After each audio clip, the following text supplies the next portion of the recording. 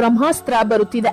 ಸಂವಿಧಾನದಲ್ಲಿರುವ article 30A ಅನ್ನು ತೆಗೆದುಹಾಕಲು ಮೋದಿ ಮತ್ತು ಅಮಿತ್ ಶಾ ಮುಂದಾಗಿದ್ದಾರೆ. ಅಸಲಿಗೆ ಏನಿದು ಆರ್ಟಿಕಲ್ 30A? ಪ್ರತಿಯೊಬ್ಬ ಹಿಂದೂಗಳು ಇದರ ಬಗ್ಗೆ ತಿಳಿದುಕೊಳ್ಳೋದು ಯಾಕೆ ಪ್ರಮುಖವಾಗುತ್ತದೆ?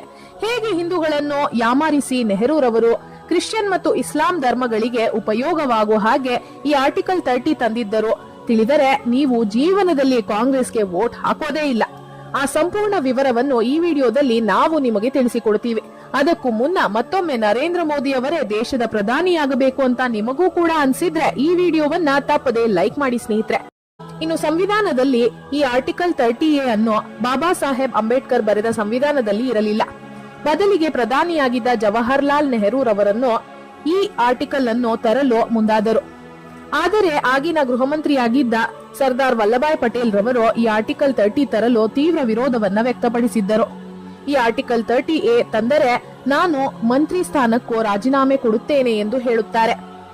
ಈ ವಿರೋಧದ ಕೆಲವೇ ದಿನಗಳಲ್ಲಿ ಅನುಮಾನಾಸ್ಪದ ರೀತಿಯಲ್ಲಿ ಸರ್ದಾರ್ ವಲ್ಲಭಾಯ್ ಪಟೇಲ್ ರವರು ಹಠಾತ್ ಮರಣ ಹೊಂದುತ್ತಾರೆ.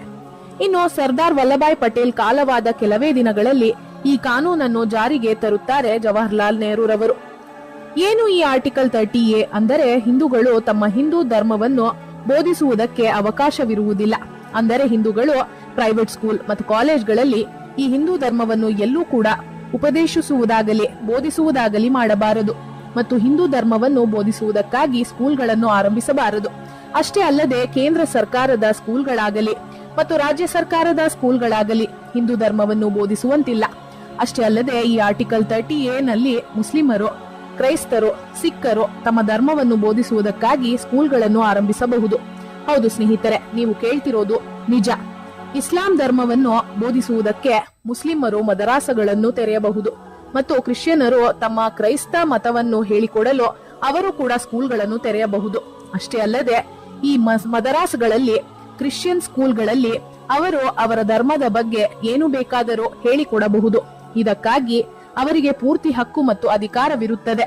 ಆದರೆ ಇಲ್ಲಿಯವರೆಗೂ ಕೂಡ ಭಗವದ್ಗೀತೆಯನ್ನೇ ಆಗಲಿ ರಾಮಾಯಣವನ್ನೇ ಆಗಲಿ ಹೇಳಿಕೊಡಲು ಹಿಂದೂಗಳು ಪ್ರತ್ಯೇಕ ಸ್ಕೂಲ್ಗಳನ್ನು ತೆರೆಯುವಂತಿಲ್ಲ. ಆಶ್ಚರ್ಯಕರ ಸಂಗತಿ ಏನೆಂದರೆ ಹಿಂದೂಗಳು ಮತ್ತು ಹಿಂದೂ ದೇವಾಲಯಗಳ ಹುಂಡಿಗಳಲ್ಲಿ ಹಾಕುವ ಹಣವು ಮುಜರಾಯಿ ಇಲಾಖೆಗೆ ಹೋಗುತ್ತದೆ, ಅಂದರೆ ರಾಜ್ಯ ಸರ್ಕಾರಕ್ಕೆ ಹೋಗುತ್ತದೆ. ಈ ಹಣವನ್ನು ರಾಜ್ಯ ಸರ್ಕಾರವು ಮಸೀದಿಗಳು, ಚರ್ಚ್ಗಳ ಉದ್ಧಾರಕ್ಕಾಗಿ ಬಳಸುತ್ತಾರೆ. ಆದರೆ ಮಸೀದಿಗಳು, ಚರ್ಚ್ಗಳಿಗೆ ಬರುವ ದಾನದ ಹಣವನ್ನು ಸರ್ಕಾರ ಮುಟ್ಟುವುದೇ ಇಲ್ಲ. ಈ ಕಾನೂನು 30A ಆರ್ಟಿಕಲ್ ಅನ್ನು ಹಿಂದೂಗಳ ಮೇಲೆ ಉದ್ದೇಶ ಪೂರ್ವಕವಾಗಿ ಅಂದಿನ ಪ್ರಧಾನಿಯಾಗಿದ್ದ ನೆಹರೂರವರು ತಂದಿದ್ದರು. ಇದನ್ನು ತೆಗೆದುಹಾಕುವ ಧೈರ್ಯ ಮತ್ತು ಗುಂಡಿಗೆ ಇಲ್ಲಿಯವರೆಗೂ ಕೂಡ ಯಾವ ಪ್ರಧಾನಿಗೂ ಇರಲಿಲ್ಲ. ಆದರೆ ಈ ಕಾನೂನನ್ನು ತೆಗೆದುಹಾಕುವುದಾಗಿ ಮೋದಿ ಸರ್ಕಾರ ತೀರ್ಮಾನ ತೆಗೆದುಕೊಂಡಿದೆ. ಇನ್ನು ಹಿಂದೂ ವಿರೋಧಿಯಾದ ಈ ಆರ್ಟಿಕಲ್ 30A ಅನ್ನು ಮೋದಿ ಸರ್ಕಾರ ಕೂಡಲೇ ತೆಗೆದು ಹಾಕಬೇಕಾ? ಹೌದು ಅನ್ನೋ ಹಾಗಿದ್ರೆ ಎಸ್ ಅಂತ, ಇಲ್ಲ ಅನ್ನೋ ಹಾಗಿದ್ರೆ ನೋ ಅಂತ ನಮಗೆ ಕಮೆಂಟ್ ಮಾಡಿ ನಿಮ್ಮ ಅಭಿಪ್ರಾಯವನ್ನ ತಿಳಿಸಿ. ಹಾಗೆ ಈ ವಿಡಿಯೋವನ್ನ ತಪ್ಪದೆ ಎಲ್ಲರಿಗೂ ಶೇರ್ ಮಾಡಿ. ಧನ್ಯವಾದಗಳು.